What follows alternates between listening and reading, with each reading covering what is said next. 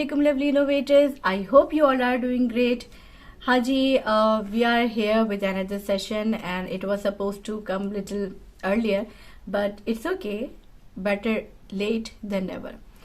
हमारे साथ कौन है? हमारे साथ एक ऐसी पर्सनालिटी हैं जिनके बारे में हमारे बहुत सारे मेंबर्स ने हमें रिक्वेस्ट की थी that they have some queries with them, और उसके लिए हमने इनवाइट किया मिस सना शोएब को. And I really want to say thank you.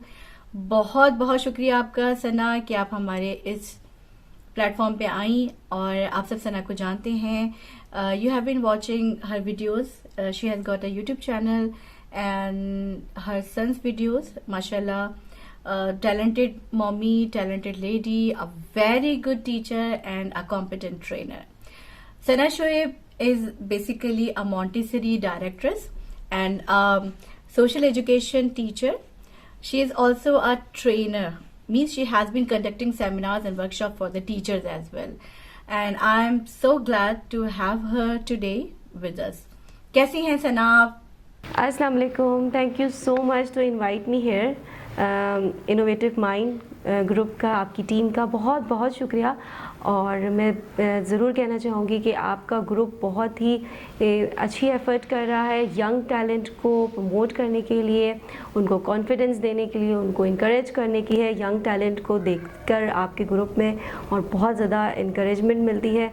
आपके ग्रुप के लिए बहुत ज़्यादा well wishes. Thank you so much. Thanks to you as well Sana कि आपने इतना टाइम निकाला and I really appreciate your efforts. अच्छा जी, अब हम now proceeding to the session.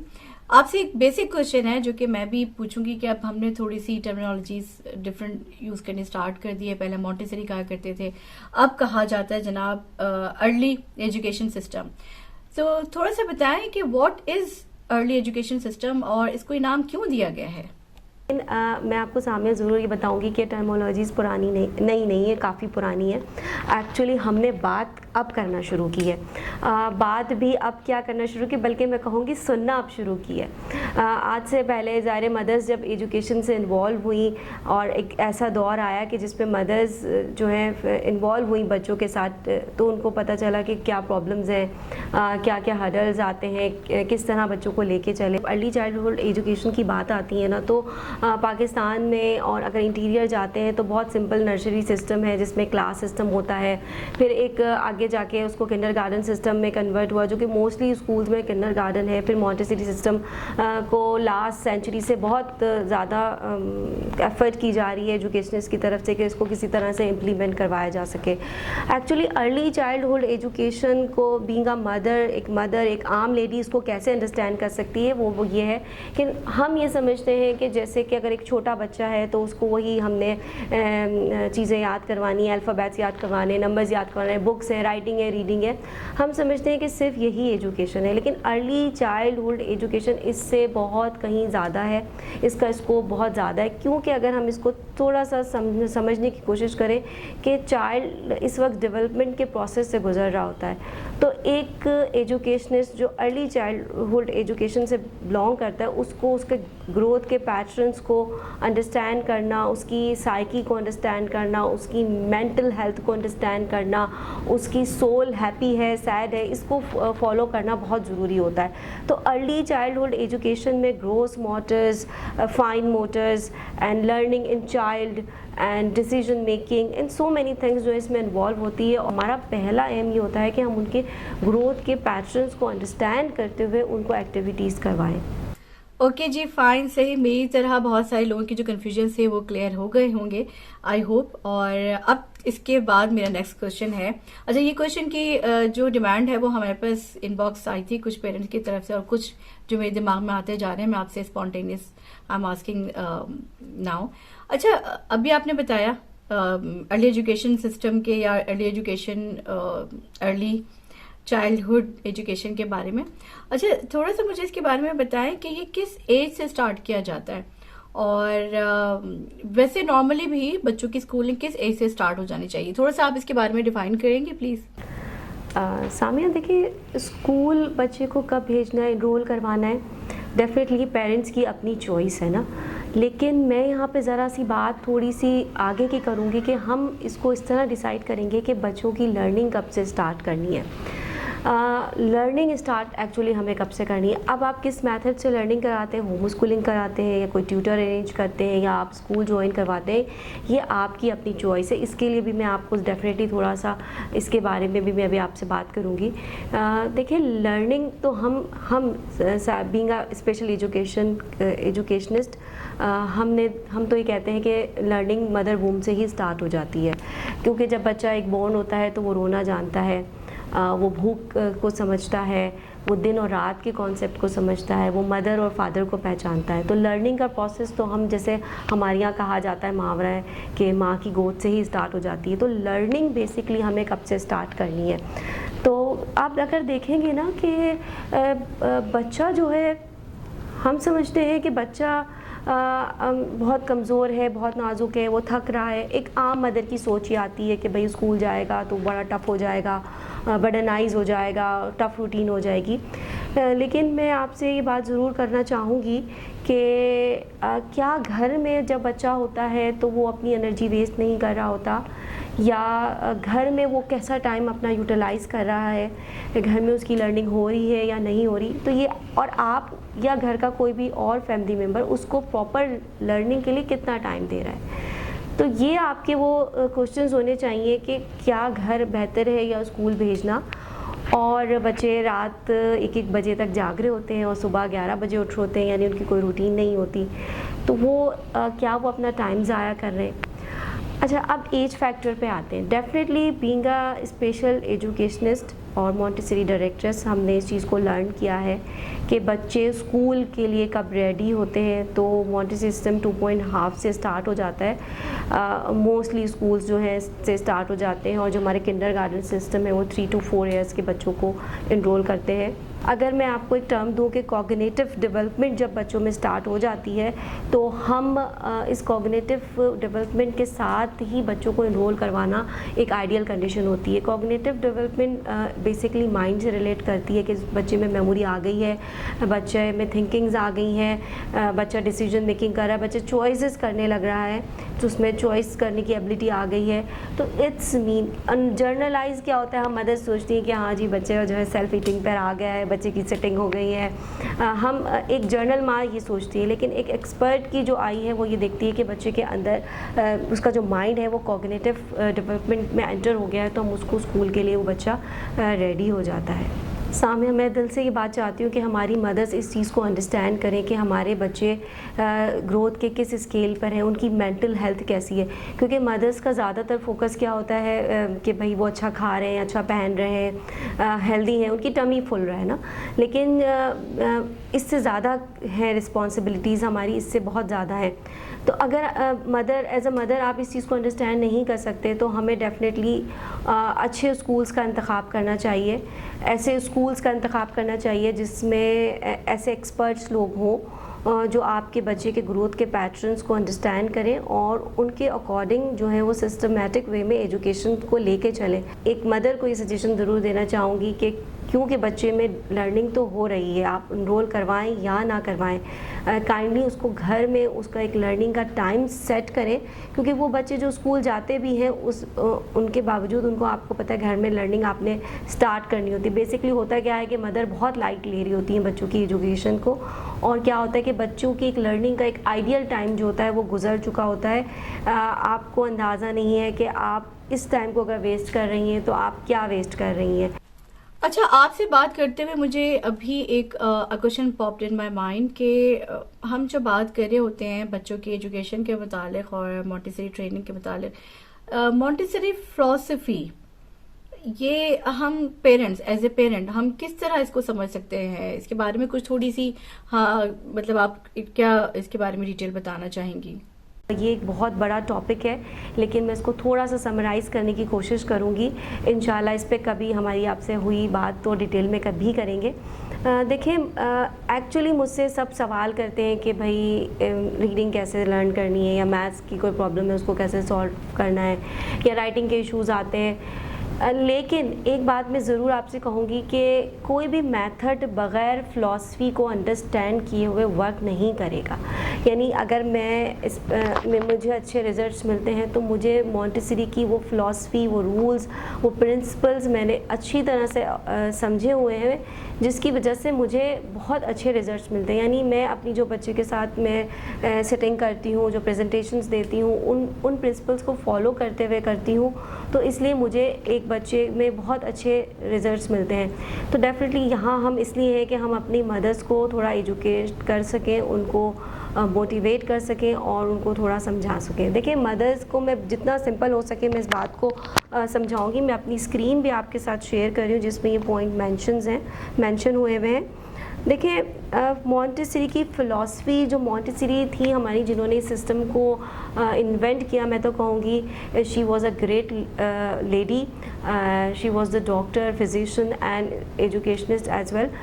उन्होंने बड़ी रिसर्च करके इस मेथड को बनाया है और उनकी रिसर्च का एक ही पॉइंट था, वो पढ़ाना कैसे उन्होंने बच्चों से लर्न किया है। वो जो चीज़ ऑब्ज़र्व करती थी वो लिखती थी, फिर वो मुख्तलिफ एक्सपेरिमेंट करती थी और उनसे कंक्लूजन निकालती थी।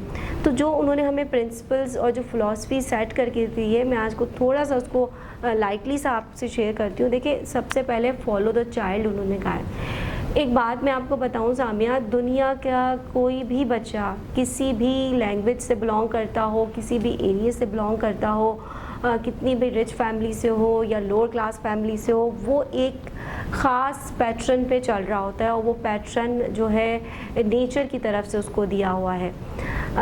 मारिया मॉन्टेसरी ने क्योंकि पूरी दुनिया में टूर्स किए और इस मेथड को इंट्रोड्यूस करवाया उन्होंने और पूरी ज़िंदगी इसी में सर्व कर दी, तो वो दुनिया के हर कोने में गई और बच्चों से उनका कनेक्शन रहा और उन्होंने यही कहा कि दुनिया का हर बच्चा एक पैटर्न पे चल रहा है। हम उस पैटर्न को नहीं समझते, यानी एक जर्नली हम उसको नहीं अंडरस्टैंड कर रहे होते। तो उन्होंने कहा कि फॉलो द चाइल्ड। आपने इस एज में बच्चों के साथ फोर्सिंग गेम नहीं करना, उनको प्रेशराइज नहीं करना, ठीक है। आपने उनको फॉलो करना है, जो चीज़ वो करना चाहते हैं वो आपने बेहतरीन तौर पर सिखानी है। एक मेन पॉइंट है इंडिपेंडेंसी। चाइल्ड को इंडिपेंडेंसी प्रोवाइड करनी है, यानी उसको आपने वो मारिया मॉन्टेसरी कहती हैं help me to do myself. यानी आपने बच्चे को हर काम जो है ना वो कर के नहीं देना है। आपने बच्चों को शुरू से इस चीज़ में लाना है कि हमें उनको सिखाना है, उनको इंडिपेंडेंट बनाना है, ठीक है। इंडिपेंडेंट बनाने में आपने उनकी हेल्प करनी है, आपने उनको अपना आदी नहीं बना देना। इसका मतलब हरगिज़ नहीं है कि 3 साल के बच्चे से आप ये उम्मीद रखें कि वो सारे काम करेगा, नहीं। आपने उसको स्टार्ट करना है कि उसको वो खुद से करे। यानी जब हम उससे पूछते हैं कि वो कौन सी एक्टिविटी करना चाह रहा है, इट्स मीन कि हम उसकी विश मालूम कर रहे हैं। इसी तरह इंडिपेंडेंसी क्या है कि वो अगर कोई काम लर्न करना चाह रहा है तो हम उसको वो काम सिखाने के लिए राइट मेथड का इंतखाब करें, उसको सही मेथड से वो नॉलेज दें। इसके साथ अगर फ़िलासफ़ी में हम आते हैं तो जो 2 मैजिक्स हैं, मैं कहती हूँ, हम समझते हैं कि बच्चे बहुत कमज़ोर हैं, कि अगर आप इन पावर्स को अंडरस्टैंड कर लें और इनको समझ लें तो आप अपने बच्चों को कहाँ ले जा सकते हैं ये आप खुद भी इमेजिन नहीं कर सकते। वो 2 पावर्स हैं जो मारिया मॉन्टेसरी ने डिस्कवर की थी, एक थी ऑब्जर्वेंट माइंड और एक थी सेंसिटिव पीरियड्स, ठीक है। ये वो पावर्स हैं जो कि बच्चा बाय बॉर्न लेकर पैदा होता है और ये वो पावर्स हैं जिसमें बच्चे में लर्निंग की एबिलिटीज़ बहुत ज़्यादा होती हैं जो कि दोबारा किसी एज में नहीं होती। इसके साथ है कि हमने मारिया मॉन्टेसरी ने मॉन्टेसरी सिस्टम में कॉन्क्रीट मटेरियल इंट्रोड्यूस करें ताकि बच्चों को कॉन्क्रीट एक्सपीरियंसेस मिले। देखिए, हम वो वाली लर्निंग नहीं है कि जिसमें सिर्फ लेक्चर बेस्ड लर्निंग हो, जिसमें एक टीचर खड़े होकर या तो लेक्चर देती रहे या वो हमारे यहाँ कहते हैं ना चीज़ें याद करवा दी जाती हैं, यानी रटा दी जाती हैं उनको। देखिए, अर्ली एज में एक काम कभी भी नहीं करना चाहिए, मेरा पर्सनल ओपिनियन है और एक्सपर्ट्स भी ये कहते हैं ये बात कि उनकी मेमोरी को फुल नहीं करना चाहिए। आपको सिर्फ मेथड सिखाने हैं, आपने उनको सिर्फ राइट मेथड्स देने हैं और वो उन मेथड्स के थ्रू खुद डिस्कवर करें। उनके अंदर क्रिएटिविटी आएगी, उनके अंदर डिस्कवर करना आएगा। अगर आप उनको हर चीज़ के आंसर्स दे देंगे और वो आंसर्स याद करवाते रहेंगे तो कभी भी आपके बच्चे न्यू चीज़ों को एक्सप्लोर करने के लिए तैयार नहीं होंगे। तो इसी तरह कुछ और भी प्रिंसिपल्स हैं और पॉइंट हैं, अगर मैं आपको बताऊंगी तो बहुत ज़्यादा लेंदी हो जाएगा। इंशाल्लाह इस पे हम मज़ीद भी डिटेल में सामिया बात करते रहेंगे। ओके सना, थैंक यू, आपने बहुत डिटेल में हमें बताया। अच्छा, एक क्वेश्चन मेरे पास है जो मैंने यहाँ पर मैं आपको बताती हूँ। ये किन्होंने भेजा है, मैं नाम नहीं लिख पाई हूँ, चले मैं बस क्वेश्चन रीड कर देती हूँ। जिन्होंने भी सेंड किया होगा, she will come to know physical development की क्या इंपॉर्टेंस होती है और ये किस तरह पेरेंट्स इस डेवलपमेंट को अंडरस्टैंड कर सकते हैं और उसको किस तरह इम्प्रूव कर सकते हैं। तो ये इन दोनों के बारे में ये जानना चाह रही हैं कि इसकी इंपॉर्टेंस भी है और उसको हम किस तरह इम्प्रूव कर सकते हैं। देखिए, फ़िज़िकल ग्रोथ ऐसा है कि हमें मोस्टली दिख जाती है। जैसे कि हमें मालूम है कि 3 मंथ का बेबी है, उसकी जो है नेक स्टेबल हो जाती है, फिर वो 6 मंथ में क्रॉल करने लगता है। ये सारे पैटर्न्स तो हम जनरली अंडरस्टैंड करते हैं। लेकिन मैं थोड़ा सा एक स्टेप आगे बात करूँगी, जैसे कि मैंने अभी पहले भी जिक्र किया था कि ग्रॉस मोटर्स आपके स्किल्स होते हैं और फाइन मोटर्स हैं। मुझे कोई स्क्रीन मिलती है तो मैं आपसे शेयर भी कर दूँगी, ठीक है। इसमें हमें देखना होता है कि बच्चे की ग्रोस मोटर्स स्किल्स में ही होता है कि वो बच्चा थ्रो कर पा रहा है, कैच कर पा रहा है, सारे सेंसेस वर्क करें। इसके लिए हम क्या करते हैं, मॉन्टेसरी सिस्टम में तो हमारे पास बाकायदा इसका मटेरियल है जिसमें हम सेंसेस डेवलप भी हो चुके हों तो हम उनको रिफाइन करते हैं। रिफाइनमेंट ऑफ सेंसेस के हमारे पास बहुत सारे, पूरा एक सब्जेक्ट है सेंसोरियल का जिसमें हम उनके सेंसेस पे वर्क करते हैं। इसी तरह हर मारिया मॉन्टेसरी कहती है विदाउट मूवमेंट लर्निंग नहीं है, नो लर्निंग विदाउट मूवमेंट। सो हम ये कहते हैं कि मूवमेंट के बगैर लर्निंग नहीं है। आप देखेंगे जितनी भी प्रेजेंटेशन है मॉन्टेसरी सिस्टम में वो हमने मूवमेंट से कनेक्ट कर दिए। अगर आप मॉन्टेसरी क्लास देखते हैं तो वो एक हमारी ट्रेडिशनल क्लासरूम से बिल्कुल अलग होती है जिसमें बच्चे को मूव करने की इजाज़त दी जाती है। इसी तरह एक और जगह मारिया मॉन्टेसरी लिखती हैं कि जो उसके हैंड्स हैं ना, वो डायरेक्टली बच्चे के जो हैंड्स हैं वो माइंड से कनेक्ट होते हैं और विदाउट हैंड से जो है ना बच्चा अपने इम्प्रेशंस जो है वर्ल्ड के जो इम्प्रेशंस है वो जमा करता है और वो अपने माइंड में उस मेमोरी को स्टोर कर लेता है। यानी कि जो अक्सर आपने बच्चों में देखा ना, एक होता है कि हर चीज़ को टच करते हैं, चेक करते हैं, जो हमें लगता है कि वो तोड़ देंगे, ख़राब कर देंगे, एक्चुअली वो उनकी नेचर है। तो मारिया मॉन्टेसरी ने उसको अलाउ किया है, ठीक है। तो एक्चुअली मैं जो बार बार बात कर रही हूँ ना कि एनवायरनमेंट पे वर्क करें, एनवायरनमेंट में वर्क करें कि जो चीज़ें आपको नहीं देनी वो आप पहले से ही रिमूव कर दें और आप उसके लिए एक इंडिपेंडेंट बट इन लिमिट, ठीक है, इंडिपेंडेंसी हम देते हैं, फ्रीडम हम देते हैं, बट एक लिमिट देते हैं। यानी कि एक लिमिटेड एनवायरनमेंट हम उसके लिए उसकी एज के हिसाब से सेट करते हैं और फिर उस एनवायरनमेंट में उसको मूव करने की इजाज़त होती है, उसको चीज़ों को टच करने की इजाज़त होती है, उसको एक्सपेरिमेंट करने की इजाज़त होती है। यानी वो एनवायरनमेंट ऐसा होता है जिसमें बच्चे के लिए रिस्क कम होते हैं और लर्निंग ज़्यादा होती है। उसमें हम उसको फ़िल्टर चीज़ें, एक तरह से कहते हैं ना, आजकल एक फ़िल्टर की टर्म यूज़ हो रही है, तो हम उसको एक फ़िल्टर एनवायरनमेंट प्रोवाइड करते हैं। तो इस तरह अगर मदर्स घर में भी अपने लिए एक छोटा सा सेटअप, एक एनवायरनमेंट सेट कर दें। सबको पता है फ़िज़िकल एक्टिविटीज़ होनी चाहिए, स्पोर्ट्स होने चाहिए, फ़िज़िकल ग्रोथ के लिए बहुत ज़रूरी है। आपको मैं एक और इम्पॉर्टेंट बात बता दूं कि फ़िज़िकल ग्रोथ की इतनी इम्पॉर्टेंस है कि जिस बच्चे में अगर फ़िज़िकल ग्रोथ नहीं है तो उसकी मेंटल ग्रोथ रुक जाती है। ये मैं आपको बता दूं कि जो बच्चे हमारे, देखें आप को जैसे कहते हैं ना कि उसकी जो है वो बैक स्टेबल हुई है तो ब्रेन का एक पार्ट डेवलप हो जाता है। मैं आपको बिल्कुल सिंपल वर्ड्स में बताऊं कि उसकी ब्रेन की डॉक्टर्स जो हैं, फिजिशियंस जो हैं या एजुकेटेड, हम उसकी फ़िज़िकल ग्रोथ से उसकी मेंटल हेल्थ का भी अंदाज़ा लगा रहे होते हैं। तो ये बहुत इंपॉर्टेंट है, इसलिए बच्चों को हेल्दी एक्टिविटीज़, जो डिज़ाइन एक्टिविटीज़ है वो प्रोवाइड कीजिए। अब वो एक्टिविटीज़ आप कहाँ से लर्न करें, आपका प्लेटफॉर्म है सामिया बहुत अच्छा, जिसमें आप बहुत अच्छी अच्छी एक्टिविटीज़ शेयर करती हैं। इनोवेटिव माइंड ग्रुप आप ज्वाइन करें, मेरा पेज है, इसी तरह और बहुत सारे लोग हैं जो इस पे काम करें। अगर आप डिस्परेट हैं लर्न करने के लिए तो आजकल तो बहुत फिंगर टिप्स पे आपको इन्फॉर्मेशंस मिल जाती हैं। तो फ़िज़िकल डेवलपमेंट भी इतनी ही इम्पॉर्टेंट है जितनी कि आप मेंटल हेल्थ इम्पॉर्टेंट है और ये आपस में कनेक्टेड है। अच्छा, अभी आपने अपने आंसर में जिक्र किया, मैंने एक मिनट में लिख लिया था क्योंकि थोड़ी सी कुछ टर्मिनोलॉजीज ऐसी हैं जो मेरे लिए खुद नहीं है। हाँ जी, अभी आपने जिक्र किया एब्जॉर्मेंट माइंड और सेंसिटिव पीरियड का, तो थोड़ा सा अगर आप इसको प्लीज इलैबोरेट कर दें ताकि मुझ जैसी जो मदर्स हैं जिनको इतनी ज़्यादा इन्फॉर्मेशन नहीं है तो थोड़ा सा उनके लिए भी आसानी हो जाए, तो जरा प्लीज इसके बारे में मुझे थोड़ा सा गाइड कीजिएगा। अगेन वेरी गुड क्वेश्चन, और डेफिनेटली मैं कोशिश करूँगी कि ऑब्जर्वेंट माइंड और सेंसिटिव पीरियड को समराइज़ कर सकूँ। एक्चुअली ये एक तरह से अल्लाह की तरफ से बाय बोर्न एक बच्चे को गिफ्ट होता है। यानी एक बच्चा, मैं आपको कहना चाहूँगी कि खाली हाथ इस दुनिया में नहीं आता। जैसे ही बच्चा बॉर्न होता है वो अनकॉन्शियस माइंड में होता है। यानी कि अगर हम सिंपली उसको देखें, अर्ली चाइल्डहुड डेवलपमेंट को हम देखते हैं तो बच्चा 0 to 3 ईयर्स पे अनकॉन्शियस माइंड में होता है। साथ में उसमें एक पावर डिस्कवर की मारिया मॉन्टेसरी ने, वो थी ऑब्जर्वेंट माइंड की। यानी ऑब्जर्वेंट माइंड वो माइंड है जो मैजिकली चीज़ों को अपने अंदर ऑब्जर्व कर रहा होता है। अच्छा, अगर आप ये देखें कि अक्सर हम ये मिसाल देखते हैं और सुनते हैं कि बच्चा जो है खाली स्पंज की तरह है, और उस स्पंज में, जैसे अगर एक खाली स्पंज की तरह बच्चा है, उसका माइंड बिल्कुल एम्प्टी है, उसकी सोल बिल्कुल एम्प्टी है, तो वो क्या करता है कि अपने एनवायरनमेंट में वो स्पंज में जिस तरह के वाटर में सोक करूँगी वो वाटर उसके अंदर चला जाएगा, क्योंकि वो स्पंज बिल्कुल ड्राई है।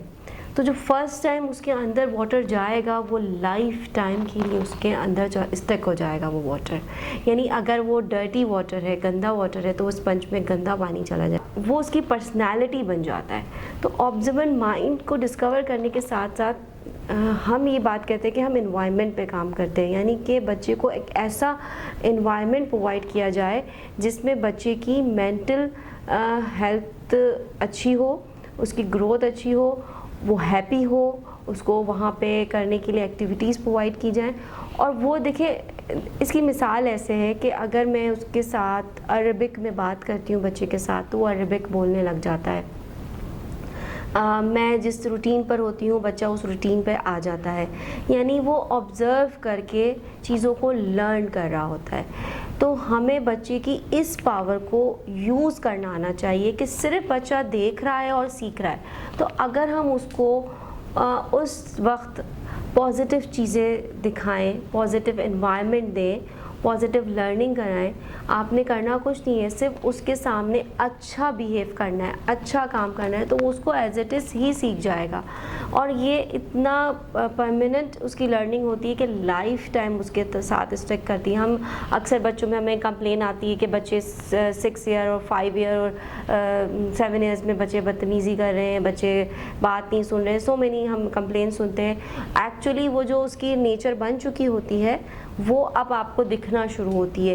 लेकिन वो नेचर, जैसे कि हम कहते हैं ना कि बॉर्न होने के साथ ही स्टार्ट हो जाती है, बल्कि हम तो अब कहते हैं कि 0 to 3 ईयर्स जो है बच्चा ऑब्जर्वेंट माइंड में होता है। इसके साथ साथ जो आपने बात की सेंसिटिव पीरियड्स की, तो ये तो एक ख़जाने से कम नहीं है। मैं आपसे ज़रूर इस बात को कहूँगी कि ये इसको अगर आपने यूज़ करना सीख लिया तो आप अपने बच्चों की लर्निंग कहाँ ले जा सकते हैं ये आप खुद नहीं सपोज कर सकते हैं। देखिए, सेंसिटिव पीरियड्स वो पीरियड्स हैं जिसमें एक ख़ास टाइम के लिए, ख़ास किसी चीज़ के लिए बच्चे का इंटरेस्ट डेवलप होता है और उसके अंदर उस चीज़ को लर्न करने की कैपेसिटी और एबिलिटी फुल पावर के साथ होती है। ये सेंसिटिव पीरियड्स की पूरी डिटेल इंशाल्लाह मैं शेयर करूँगी आपसे। ये इस तरह के पीरियड्स होते हैं कि जो कि एक टाइम वंस ये स्टार्ट हो जाते हैं तो आप इनको रोक नहीं सकते, और जब ये सेटल डाउन हो जाते हैं यानी इनका पीरियड गुजर जाता है तो ये लाइफ में कभी दोबारा नहीं आते। तो अगर आपके अंदर इतनी जजमेंट है, इतनी आप जजमेंटल हैं कि आप जज कर सकें कि आपके बच्चे में कौन सा सेंसिटिव पीरियड चल रहा है, ऑल्दो मारिया मॉन्टेसरी ने अपनी बुक में इसकी पूरी डिटेल दी है कि जो कि मोस्टली बच्चे इस पैटर्न पे उनके सेंसिटिव पीरियड्स वर्क कर रहे होते हैं। कुछ बच्चों में थोड़े से वेरी करते हैं, लेकिन वो इतना ज़्यादा फ़र्क नहीं होता।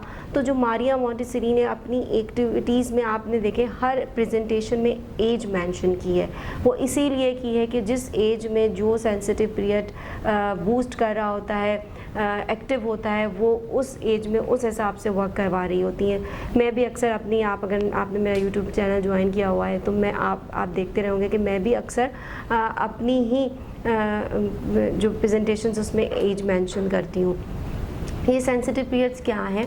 एक्चुअली ये हमारे पास 7 सेंसिटिव पीरियड्स हैं, जिसमें सबसे जो लॉन्ग है वो लैंग्वेज का, यानी बच्चे इस एज में लैंग्वेज बहुत इजीली लर्न कर सकते हैं। और हम समझते हैं कि भाई इंग्लिश भी याद करनी है, बच्चे ने उर्दू भी सीखनी है, फिर मैथ्स भी करनी है, लेकिन मारिया मोंटेसरी ने कहा कि बच्चे 6 लैंग्वेजेस बहुत इजीली लर्न कर सकते हैं। पर्सनली मैंने अपने बेटे के साथ इसका एक्सपेरिमेंट कर चुकी हूँ, वीडियो भी मैंने शेयर की है। वो सिर्फ इसीलिए की है कि ये बताने के लिए आपको शेयर की है। वैसे तो वो लर्न करते रहते हैं, कि आपसे शेयर सिर्फ इसलिए की है कि आप ये बच्चा से बिल्कुल भी बर्डनाइज नहीं होता। बच्चे के लिए लैंग्वेज इस वक्त सिखाना ऐसा है कि जैसे कोई बहुत ही ईजी काम हो। जैसे अक्सर हम कहते हैं कि सेकंड लैंग्वेज इंट्रोड्यूस करवानी है, और फिर जब बच्चे बड़े हो जाते हैं तो हम उनको इंस्टीट्यूट भेजते हैं लैंग्वेज सिखाने के लिए, कोई सी भी जो आप चाहते हैं सीखना। तो आप देखते होंगे कि बच्चे को बड़ी मुश्किल होती है। लेकिन अर्ली एज में अगर आप फॉर एग्जांपल मैं पाकिस्तान में रहती हूँ और मैं किसी फॉरेन कंट्री में चली जाती हूँ और मेरे साथ मेरा बच्चा मूव करता है, आप देखेंगे वो बहुत जल्दी उस लैंग्वेज को पिक कर लेगा। तो इट्स मीन कि वो लैंग्वेज के लिए सेंसिटिव है। इसी तरह मूवमेंट है, इसमें ऑर्डर है, डिसिप्लिन है। हमारे पास जो है 7, मैंने आपके साथ स्क्रीन शेयर कर रही हूँ जिसमें आपको 7 सेंसिटिव पीरियड्स मिल जाएंगे।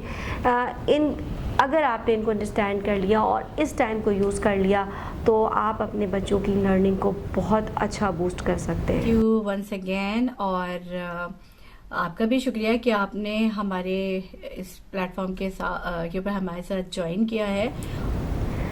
Thank you so much Samia, मुझे बहुत मज़ा आया आपके साथ, और होपफुली ये सेशन जो है हमारे सुनने वालों के लिए भी बहुत इन्फॉर्मेटिव रहा होगा। अगर इस सेशन से रिलेटेड कोई और मज़ीद इंक्वायरीज़ भी आती हैं, क्वेश्चंस भी आते हैं, तो डेफिनेटली मैं उनके आंसर्स करूँगी, और नेक्स्ट सेशन जो होगा हम उस पर ज़रूर उन क्वेश्चंस को उनके आंसर्स करने की कोशिश करेंगे। Thank you so much.